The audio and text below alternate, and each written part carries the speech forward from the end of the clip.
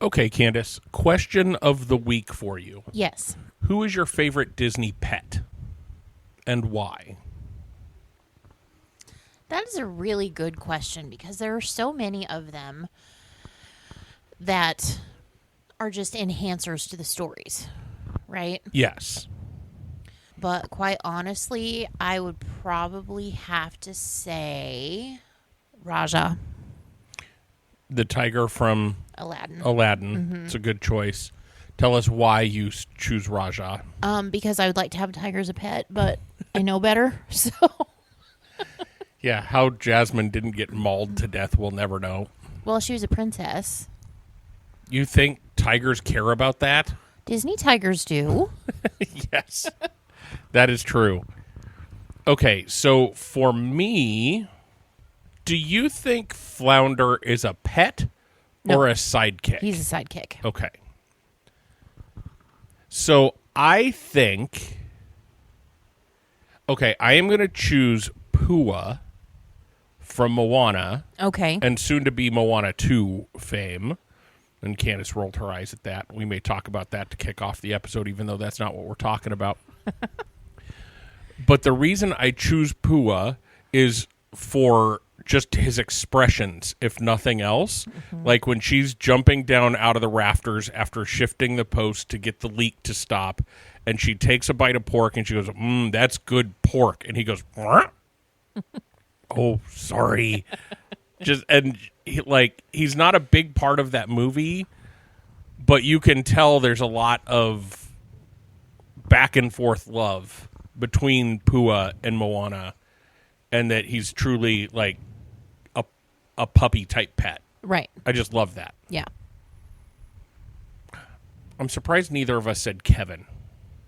Kevin's not a pet. Kevin's a wild bird, not a pet. Yes. Okay, so I get that. Hi, I'm Scott. I'm Candice. I'm Lacey. And I'm Lariah. Grab a drink and come hang with us at the Hangar Bar. Hey, welcome back to the Hangar Bar, everyone. Welcome. We are super glad that you are joining us today. Candice and I went on a little bit of an adventure this last weekend that we want to share with you. We did. We drove our happy little rear ends all the way down to Kansas City. Mm-hmm. We spent Candice's birthday weekend down there. Mm-hmm. But the impetus for going was the Disney 100 exhibition. We'll get into all of what that means here in just a couple minutes. But before we do, jump into our socials. Let us know if you've been to the Disney 100 exhibition, wherever it's been in the world where you're sitting. We'd love to hear what your experience with it was. And just say hi to us. We want to interact with you. Part of the reason why we're doing this is to build a little bit of a community, and you are our community, and we love you for it. So just come say hi. Anything else before we jump in? I don't think so. What did I say we were going to talk about during the question of the week? My eye roll. Oh, yes. So Moana 2 is coming. Before we jump into the Disney 100 exhibition, have you seen the trailer for Moana 2 yet? I have not. It looks interesting. Okay. And Maui gets to call Hey boat snacks. Again, but he also calls Pua boat snacks because apparently Pua goes along on this adventure this time. Okay. All right. So he's holding them both and he goes, 2 boat snacks. I think it looks like it's going to be an interesting movie. I'm not a huge fan of sequels, but I'll be interested to see what they do with the story because she saved the world the first time. That's exactly my point. I think we're getting back into sort of the realm that Disney used to be in, where they would do sequels because of money. Right. Like something sells, so you make more. So you make more, so it makes more money. Right. That story does not need a sequel. Right. It was tied up in a neat little package when she saved the world the first time. End of story. Everybody lives happily ever after. Yeah, I don't know what danger they're going to create this time. Right. Because I think the premise, I've not looked it up seriously just from the trailer. It looks like the premise might be that she's going back to find her heritage, her family, advertise something like that. I don't know. Don't hold me to that, audience, because I really don't know. But that's kind of what I picked up from the trailer, is that we're voyaging again for family. But again, what other than creating danger out on the open ocean, like what's the impetus to do this? We'll have to see. We'll probably go see the movie. Yeah, we probably will because it's Disney. And it's going to have good music. Yes. Because we love that style of music that comes with that. So we'll go see it, and we'll probably complain about it, but we'll love it anyway. Okay, Candice, one more thing before we jump into what we're going to talk about today. Okay.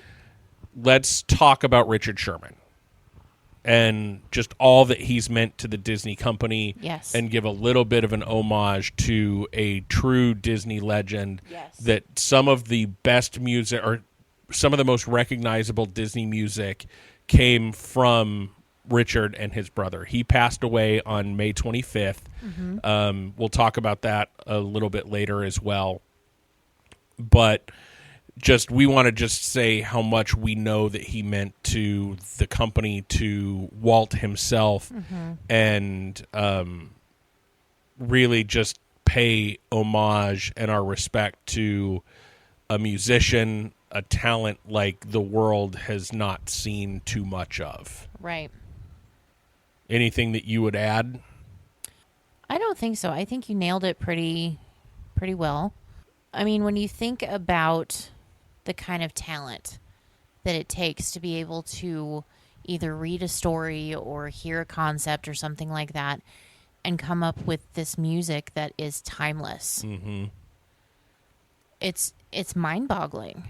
Like, I wish I had an ounce of that talent. Yep, 100%. Yeah. So rest in peace, Mr. Sherman. Go make music with your twin brother, older brother, younger brother. I don't even know. Brother. Go make music with your brother again. And Walt. And enjoy looking down on all that you created. Thank you. Okay, so let's jump into our reason for today's episode. Okay. Disney 100 exhibition down in Kansas City. Where was it, other than Kansas City? It's a good thing you cut me off there. I know you well. Yes. It was actually inside Union Station. Okay. Down in the basement, right? Yes. I didn't even know Union Station had a basement. Apparently they do. Was one of the stops the basement of the Alamo? Yep. Yes. I've heard there's a missing bicycle there. Bonus points if you come to our socials and tell us what movie that reference is. Okay. So, Candice, just talk to us about your experience. You were probably more excited about this than I was. I think it was really cool. We'll get into it, but I think I don't know. I may have enjoyed it, or I may have dwelled at things a little bit longer than you did. But I think you were more looking forward to it. Right. So basically it was a history of the Disney company in a museum-like exhibition. What I was not counting on that we got to see and I was super happy about was a bunch of costumes and set pieces and props. Yes. Like, they had the carousel horse that Julie Andrews sat on as Mary Poppins in Mary Poppins. Yep.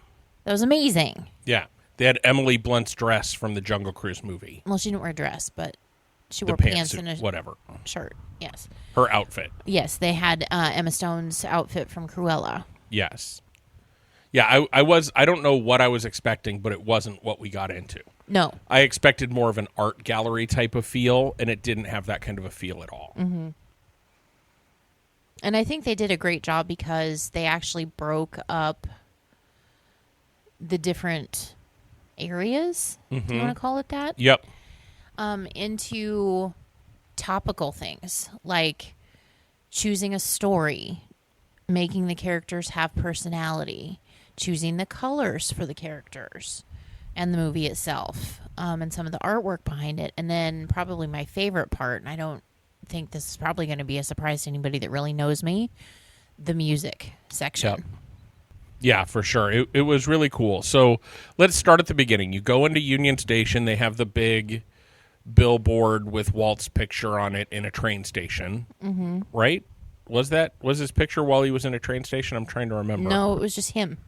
Okay, yeah, it was just him sitting there. So you see that, and it sort of made it look like that was the direction you kind of went to go to the exhibit, but it wasn't. But it wasn't. It was the opposite. But And- with that said, it did make a nice photo opportunity because we Yeah. didn't get any people in our pictures. Yeah, 100%. And so the other thing that I'll say is that they were very kind of strict with their time. So Yes. if you go, this is going to be in Kansas City through September, right? Yes. So if you're in the Midwest and you go to Kansas City, you're going to buy a ticket and it's going to have a time slot on it. You can expect to spend 90 minutes to 2 hours in the exhibit, but they will not let you in until your ticketed time, which is fantastic, because if there was a mad rush, it wouldn't have been enjoyable at all if they would have just let people come and go whenever they wanted. It would have made it really hard, especially on opening weekend, to enjoy yourself and interact with all the interactive pieces and that kind of thing, because that was still a little difficult even with the limited number of people. Right. And I I think that we found out that we weren't necessarily expecting. We knew of it, but we didn't know where it was in the exhibition. There's a pre-show. Right. So I think the time is more controlled to that Yeah. than anything else. They let, 20 people into that pre-show at a time? Yeah. And that way you're spread out throughout the rest of the exhibition. And I'll say that was probably my only complaint of the entire exhibition, was when you go down the escalator or the steps to get down into the basement of Union Station, you walk into a room filled with like Marceline type artifacts, Kansas City ties to Disney. And it's a really good way to start, but there weren't really any clear instructions on what to do. So, like, once we looked at all of those kind of things, we went down this ramp, and there was an Encanto photo opportunity. There was a goofy statue photo opportunity, and then there were like 1910s, 1920s, 1930s, like different little displays that were leading back to get you into the pre-show. But it almost looked like you had to go over by the photo ops, and I'm hopeful that I didn't just cut in front of people, because I didn't care about the photo ops in front of an Encanto mural or the Goofy thing, so we just sort of jumped over to the 1910s. And I don't think I cut in line. I think that was the intention, was that if you wanted to wait for those photo ops, you could, but you didn't have to. So I think they could have done a better job with traffic flow before you got in. Yes. That was my whole point. And if you're a listener and I cut you off in line because I should have gone by the photo ops, my apologies. But standing in that line, we did like brush with a little bit of fame. We were a lady behind us in a wheelchair was wearing a white T-shirt that had a picture of Walt and then a picture of the Disney family sitting on a porch outside of their Kansas City home. Come to find out, she lives in Walt Disney's home in Kansas City. That porch is now her porch. Mm-hmm. And so she's had members of the Disney family stop by. She has people stop by all the time just to see the house and that kind of thing. And she kind of relished in that. She loved kind of being that kind of famous at this exhibition, which was really awesome. She was just a sweet old lady. I can't tell you what my wardrobe would be if we lived anywhere that Walt lived. Right. There would be no doubt. People wouldn't even have to talk to me. Look where I live. Look where you would be photoshopped into the Disney family sitting on the porch. Like, this is me in 1920 sitting next to the Disney family. Yes, I live in Walt Disney's house. Yes. But that was cool. I did also think that it seemed a little bit like before we actually got into the exhibition, it seemed to me a little unorganized. Yes. Like, part of our ticket purchase options was like a VIP pack where we got ears, of course, lanyards, pins, and little VIP cards. Right. but none of it was signed at all. And you just had to kind of know that that's what you were supposed to do. And that was along the side of part of the line. Mm-hmm. So it's like, I promise I'm not trying to cut. I'm just trying to get my merch. Right. Yeah, it just, that entry, and I wonder if some of that was opening weekend, like it won't be that busy. Maybe. For the rest of the time, but it just was not clearly marked. There wasn't enough traffic flow. Very un-Disney queue. It really was. Yes. And that's probably because it was being run by Union Station staff, not Disney staff. Right. But Disney what? It depends on where you're sitting in the organization. But my guess is people that would be at that would not be cast members. They're all cast members. We'll have to debate that another day. All right. But anyway, Disney cast members, I'll go with it for today. They would have probably been positioned better to help guide people, catch people that were cutting in line in case that's what I did, or the people that cut in front of us that really did just ignore the fact that people were standing in line, that they would have been all over that. And I think it was probably just because of the busyness, the newness. We were there on day 2 of a 5-month exhibition. Yeah. So I'm sure it'll get better. But okay, so we go into the pre-show thing. We get our cute ears, we get our pins, all of that. We make it into the pre-show. What did you think of the pre-show? So I don't know how much to go into without spoil. I think do spoilers. Okay. Spoiler alert. Just so you know. So it was basically a video, which I thought was pretty good.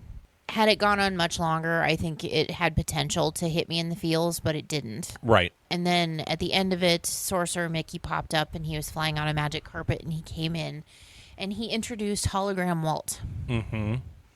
Which is very innovative. And it was something that was really cool to see. I will say that Hologram Walt did not look like Walt. No.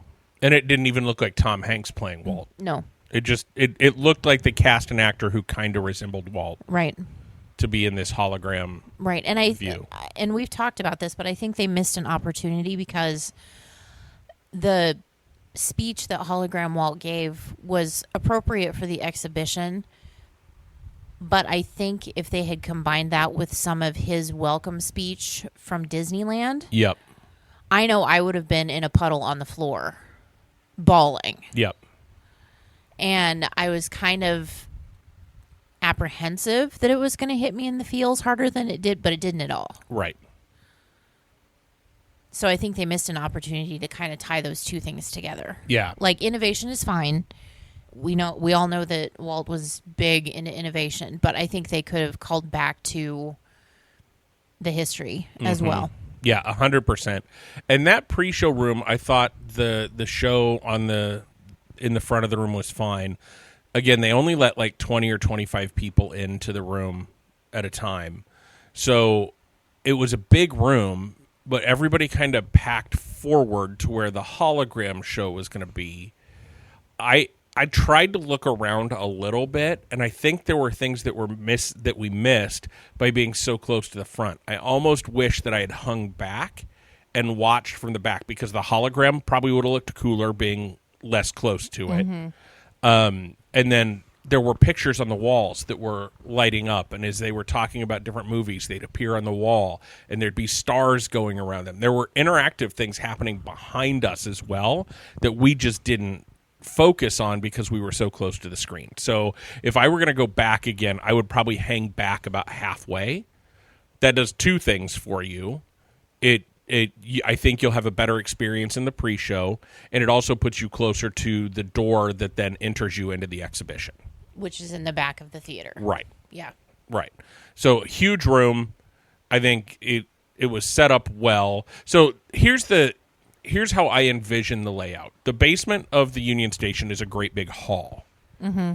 And the way they had it set up was you had this pre-show that was kind of in museum walled off, and then you went through this entryway, and it was like you were working through a switchback line of all the exhibits.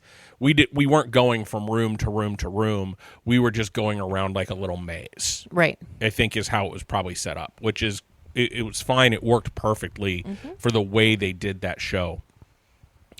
Lots of little places where you can grab things and listen to people talk, even before you get into the pre-show, that 1910, 20, 30, all had things that you could listen to on the screens that they were displaying.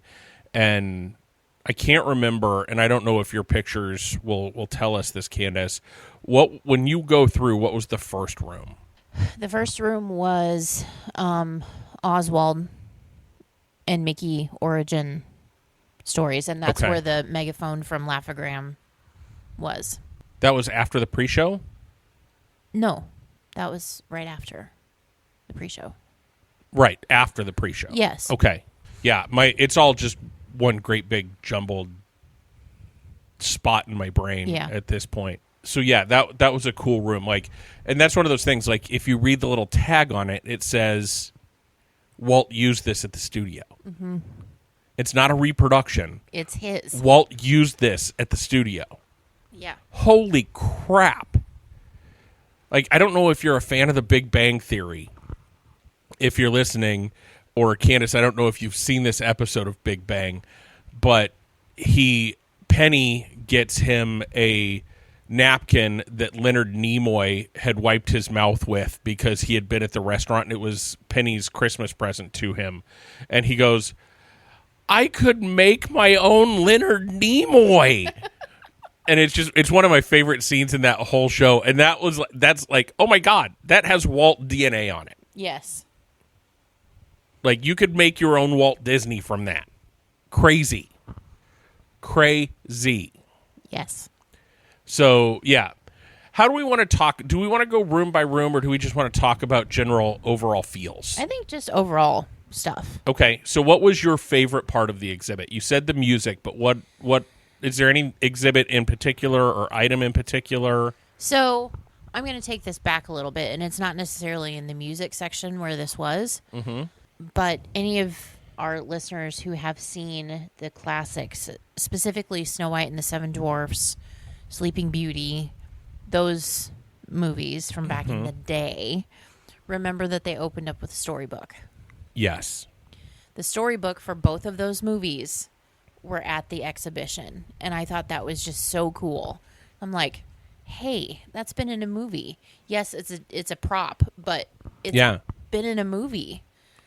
And the thing that I thought was really cool is they had some of the pages from the Sleeping Beauty book on an easel that you could turn and read, and there was a screen up ahead of it that as you turned the pages of the book, the pages turned on the screen, and there was like animation going on in the pictures up on the screen, and I thought that was just amazing. Yeah, it was really cool. Like, I'm sure that's fairly simple technology with cameras and lights and that kind of thing, but it just blew my mind that it knew enough that when you flipped back to the beginning, as you turned the first page, it would flip all the pages back and turn you to that first page. And it would do something that would tell part of the story as you read along, and that way people behind could see that, well, maybe a kid or Scott was turning the pages, that kind of thing. I thought that was a really cool thing, too. I think one of my favorite things, I had a lot of favorite things, but probably the one that struck me the most was in that music space when they were talking about the music of Disney. They had original Scribble scores of Yo Ho, Yo Ho, A Pirate's Life for Me, and Small World.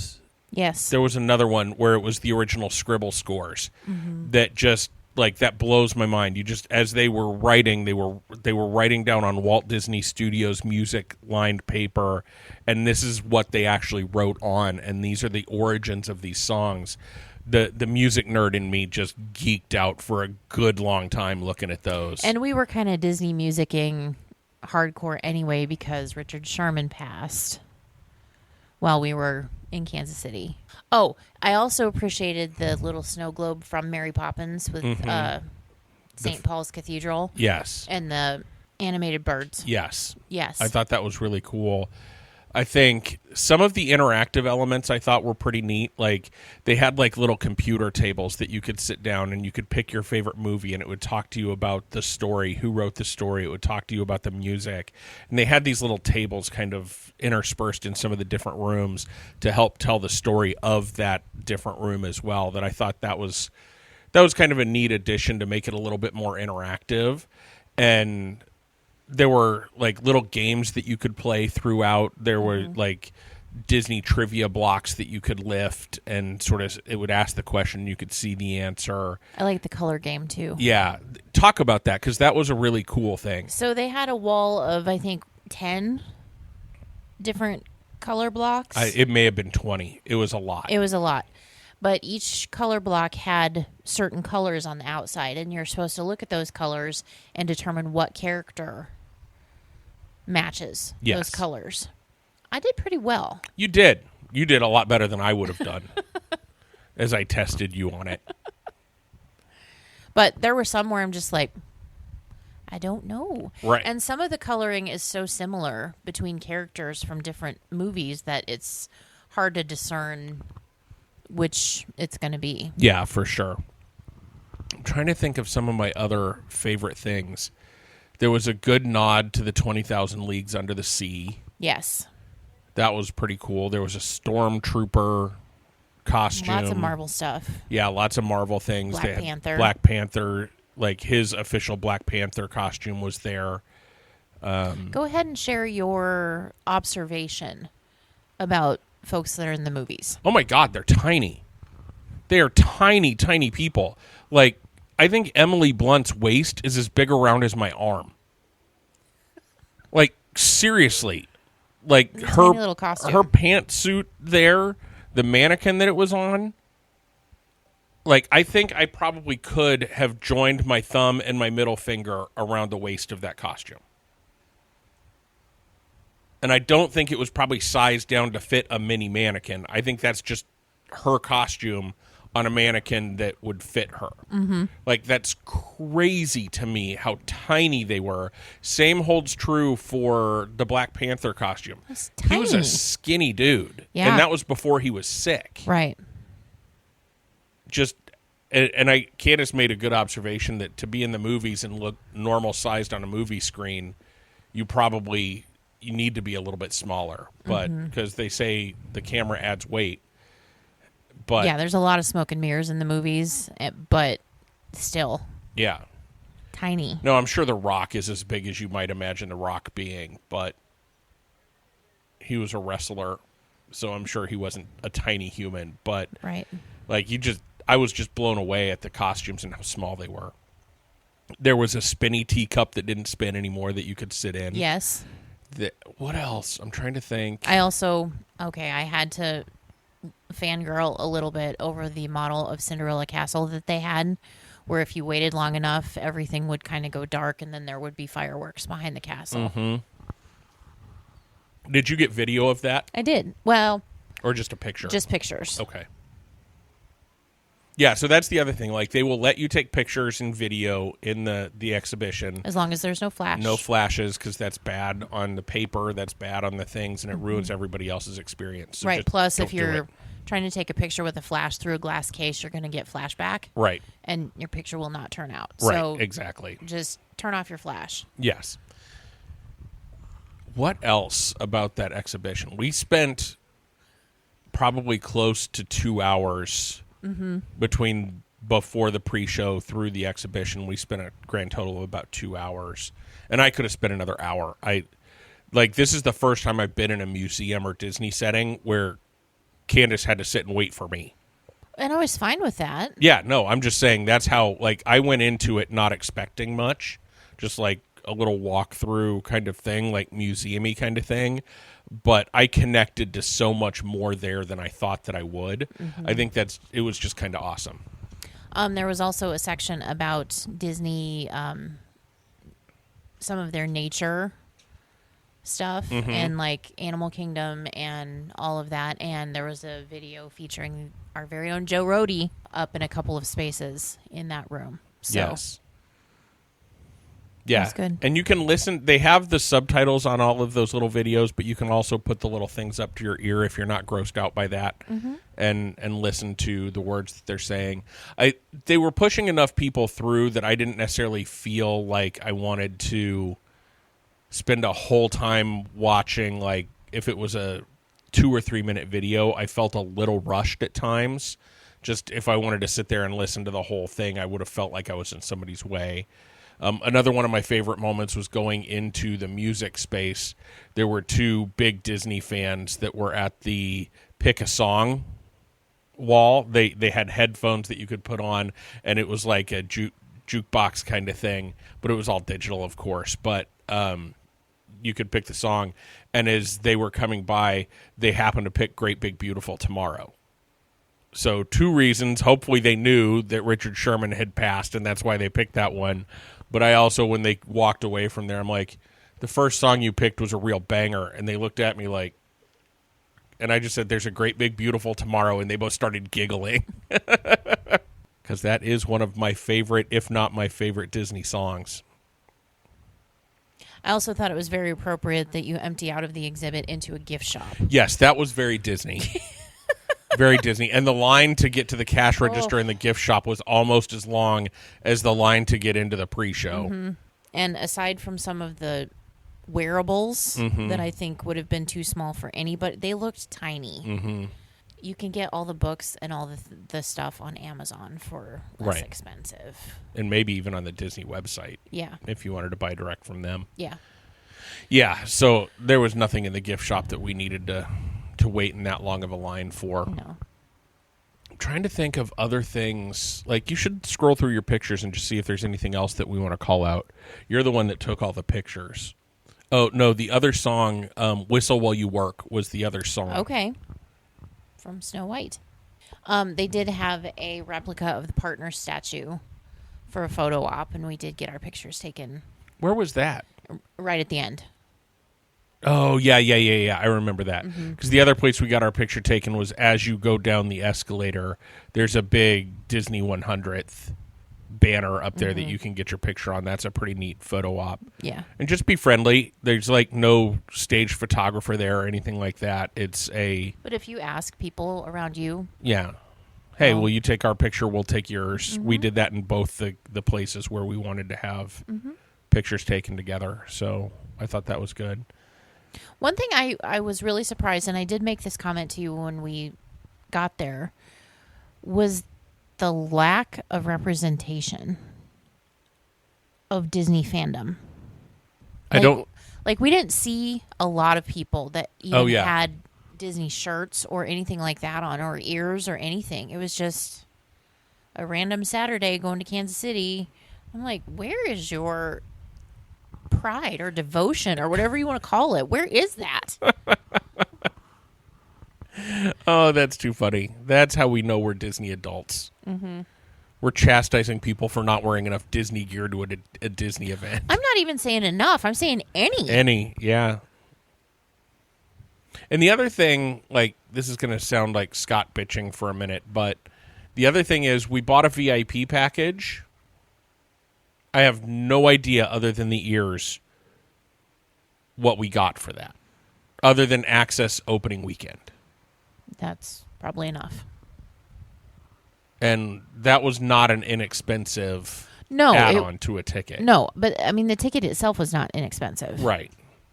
Nothing Disney is inexpensive. But, yeah, they gave you a VIP lanyard with a little ticket thing on it. And you never had to use it. You didn't show it. You didn't, like, normally if they're going to give you a lanyard with a card attached to it, it's for something. It's like credentials to get you into something else. Right. Or something. And if that was there, they didn't do a good job of advertising it because we didn't find it. Right. I wonder if maybe we would have gotten a merch discount if we would have stood in line. It's hard to know because, again, it really wasn't published very well. No. So, but I think that's a risk that you run when you go to the opening of anything. Right. Yeah, because people taking care of it are new to what they're doing as well. So, but we've said that before, even about like new attractions and stuff, that yeah, it's great and we're excited and all the things, but we're going to wait and let them work out the bugs and the kinks Yep. before we go so we can have a really good experience. Yep, 100% agree. I'm trying to think as I wander my way through the exhibition.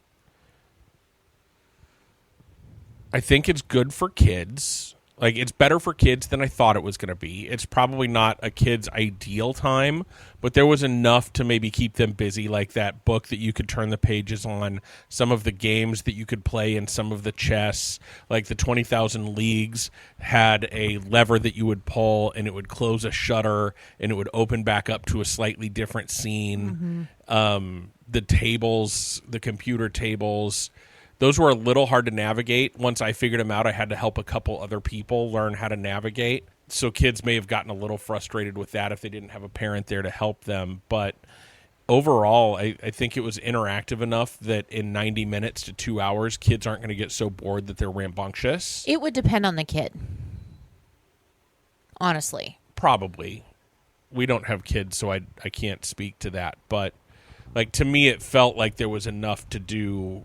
It's not like you were saying, hey, just go stare at a wall for 2 hours. Right, but with that said, it's also not like an arcade. Right. And it's not like a theme park. Right. Where there's jillions of things to do and lots of sugar and lots of blinky lights and lots of overstimulation. It's nothing like that. Yeah. And we only ran into like one person, one small family that I thought was not, I'm trying to think of the right way to phrase this. They just, to me, I'll say, to me, just didn't feel like good people. They weren't respectful. Right. That's probably a better way to say it. Yeah. Like cutting in line in front of people, stepping over ropes. Yeah. Yelling in the exhibit as they're trying to find one another. Things like, and that wasn't even kids. Like grown Right. adults were doing that. Right. That was one small family that just, Right. I think, hopefully they didn't have to pay for their tickets, because I think they only spent a grand total of about 20 minutes in that exhibit before they bolted. But yeah, if you get the chance to go, it's something I would highly recommend if you're a Disney fan. Mm-hmm. There's a lot to look at, a lot to see, touches on a lot of history. And I think that's the important thing. And I know I've said this on the podcast before, that while new is always great. Right. But it's very important to remember where everything has come from. Right. And I think this exhibition does a great job tying all of that together. And like, okay, this is the first 100 years. Now here we go with the next. Yep. And it has to build on itself, right? It does. That was one of Walt's tenets, is we're always looking for what's next, but we also are starting from a new, higher foundation. Mm-hmm. So it's not like when we're bitching about something new, sometimes it's because it's the feeling that they're not building on what they know and what they've perfected over time. They're not building on that. They're just trying to jump to something maybe they're not good at and be too innovative.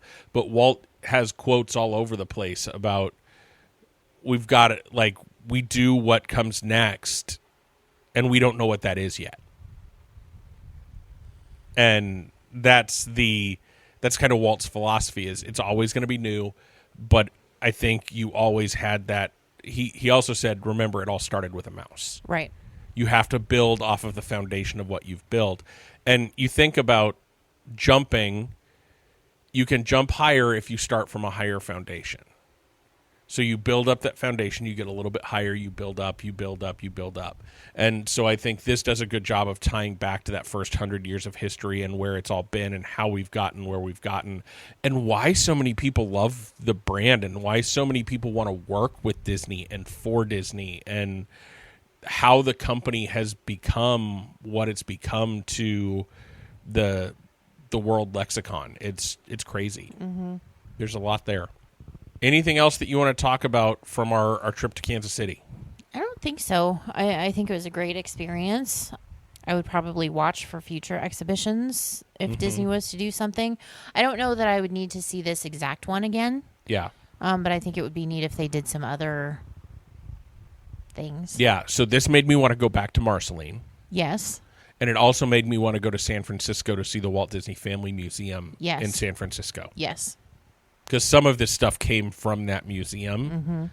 And so, like, yeah, I definitely want to go see that museum at some point as well. And then, since Marceline's about the same drive as it is to get to Kansas City, I want to go do that at some point this Yeah, we summer, need to too. go back. Yeah. Okay, I think that's all we have to say about today. This is a shorter episode, but we wanted to tell you all about our experience, so glad you joined us for this one. If there's anything that you want to hear from us, let us know. We're happy to talk about the things that you want us to talk about as well. So with that, remember, there is a great, big, beautiful tomorrow. And we'll see you real soon.